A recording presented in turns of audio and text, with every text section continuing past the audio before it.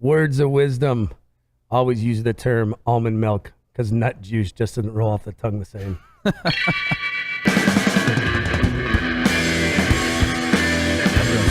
Hey. Nut juice in my coffee. Hey, you can do whatever you like, brother.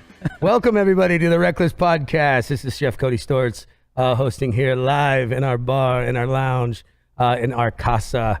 Thanks again for joining us. This is a time where we all sit around and like to forget about all the wonderful crap we read on Instagram and Facebook. Good, bad, or ugly, food and booze, that's what we do.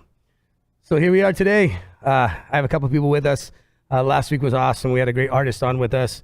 And before that, we've had some people of all walks of life. But today I'm glad to bring up one of our family members from Wreckless with us, the Mr. Talented Eric Fuller, who dresses our bar nicely.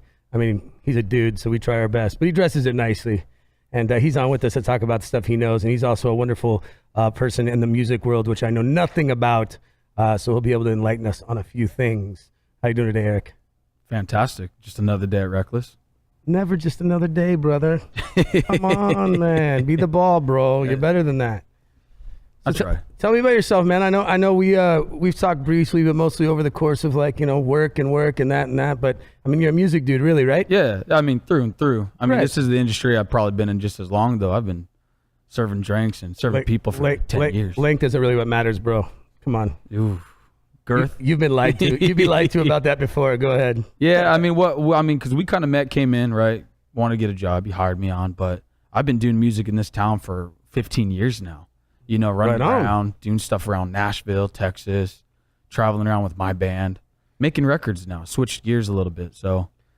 Right, well, what is that? So to me, I'm an average Joe when it comes to music, dude. I know how to I would say buy CDs, but I don't think anybody even does that anymore. But I know CDs. how to, CDs are good for paperweights, pretty much. Right. Well, so I know how to use iTunes and music is best of my ability, but that's really all I know about music, man. Like, I know that it also intertwines with what we do in food and booze and just being entertaining. But I mean, what do you say when you're involved in quote unquote music? What the fuck does that mean? It's you live, breathe, and eat. You know, it's kind of like being a chef, man. It's just what we do every day. Everything you do is music related. You're not just on a TV show and get to hang out? Come on, bro. Hell no.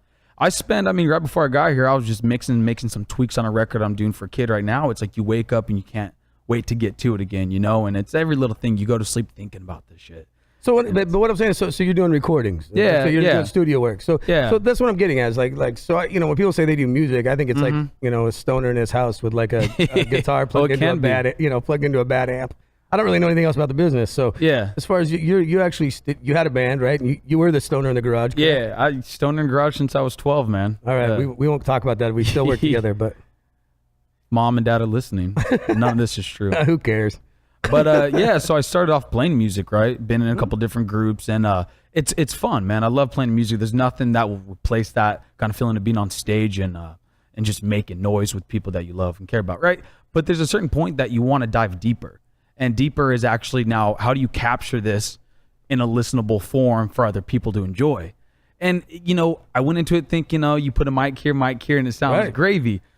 Hell no, man. There's a science behind this that people don't tell you about. These guys who've been making records since before I was born, they're geniuses. I idolize them because that sound of Jimmy and Pink Floyd and The Who and Zeppelin, man. These guys are still talking about this 50-some years later for a reason. No, people that know are still talking about it, dude. Oh, man. Kidding. We at that drive-thru we just opened right now, not one kid talked to me. Knows anything about no Jimi Hendrix, bro. Oh. Not one of them, man. And it's sad, but it's true. I mean, I think that falls back on us. We got to keep that music going. And the kids in my generation, my family raised me listening to that, because that's what they listen to. Right. Even in here, we be playing. That's what I have on every day, It's just like rotation of just classic rock. No, I'm down for sure, for sure. So studio work to you, is that more of a home now?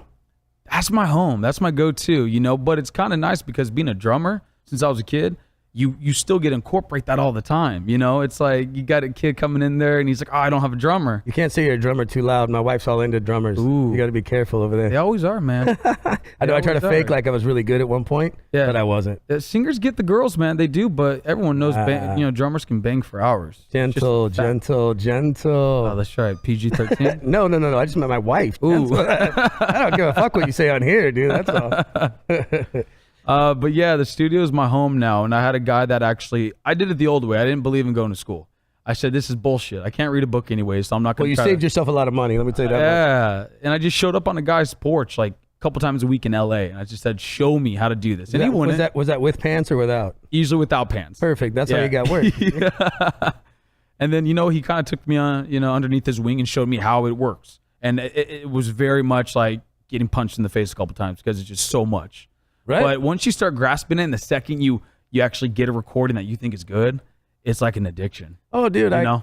And I'm not trying to segue, but man, I get it, dude. My past truly lies in theater. Yeah. Right. I mean, Really? I'm a theater geek through and through, dude. I toured with a Commedia dell'arte. I was a European style clown, not like the clown that runs around with I didn't wear like the horns and the weird pants, dude. But I would have. Given the right amount of money, let's be honest. There's a time where if somebody gave me a nice dollar for it, my ass would have put myself in the ring. But, I could see it. But no, I toured around. I did. I worked with a lot of great theater groups. I toured when I was 13 to 15 nationally. Right. And we did shows all over the place, man. The crazy thing is we did musicals, and I love the feel of the audience. You know, and I love the feel of being somebody. Not who wasn't me, but that can attract things and find different ways for people to be engaged in what you do. Right. That is entertainment. It's, right. Yeah. And I think of the restaurants that I build in the same fashion. Right. But to be honest with you, man, I get the if I had a chance to build a dinner theater one day, I would, because I figure it was I could do everything with you. I could make it look good, sound good, be good, and at the same time put some shit in your mouth. And it'd be the ultimate five senses, really, without even really truly that is a joke, but. The honest is, if you can do that, if you can create something that encompasses everybody all the way around, including taste buds, right? Which music is a huge part of that. It's huge. That would be the ultimate experience of my long-term goal, right? Yeah. Minus, I don't want to work anymore. But I don't know how that fits into it. But I get what you're saying about being an artist, man. And that's my actual root background comes from the same feel. Of course, it's not the rock star feel. Yeah. It's the theater feel. But when you're on the stage and it's just you. And it's a 20-minute monologue about, you doing whatever you do and people are engaged. It's the engagement that counts. Oh, yeah. And it's a step back. It's like even being a chef when you're behind, because a lot of people just taste, right? So I'm an engineer. Right. They never see me. These people are listening to these records. Thank God. Yeah. Just kidding. These people, you're cooking food for people day and night, right? Right. And they don't see you. They just know. They just can taste you. And that's what, that's fucking odd. That's tastes good, man. Yeah, right. Well, Eric, I knew we'd get along. But yet we keep coming back for more, because it's not a selfishness that we have in it. It's honest to God, just this feeling of giving people something. Right. That fulfills whatever it is inside them, whether it be food, happiness, music, something that we both do incorporates that emotion that triggers. I 200% agree, man. It's a lot of things. I think that's where people get lost in this. It's more of they get a take from it rather than a give. That's it. And usually what I'm trying to do is enlighten people with something, whether it's theater or something else. It's something that maybe not that I'm teaching in an ego way, but something that I can share with somebody that I know they'll grasp hold to. And I had that theory with food and everything else. So absolutely. Well, what's cool is, yeah, absolutely. Well, I mean, and I'm not bringing any names of any of the restaurants in, but you work at a place that's high volume, that's turn and burn. You're pouring Jack and Cokes, and there's nothing wrong with that, man. That's make the money. You know what I mean?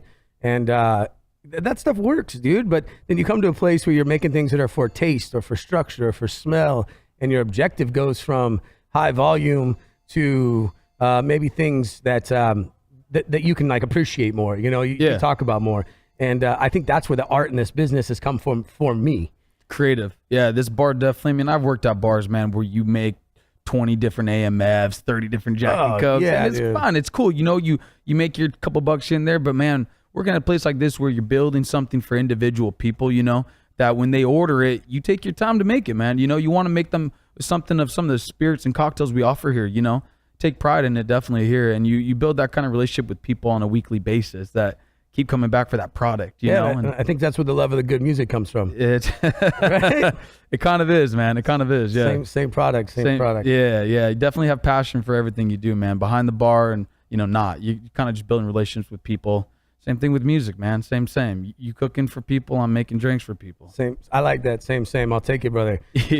I'll take it. Well, I'm glad you're working here, man. And it's great to impart some knowledge on music sense, because I just like go to shows. Yeah. And party and like music, and that's about the extent of any cool music thing I have, rather than a different world, Hey, nothing wrong with that. There's nothing wrong with that. So, dude, great to have you on, man. We're gonna take our first break. Happy to be here. We're gonna come back, and I'm gonna talk some more shit with Eric. Hold on tight.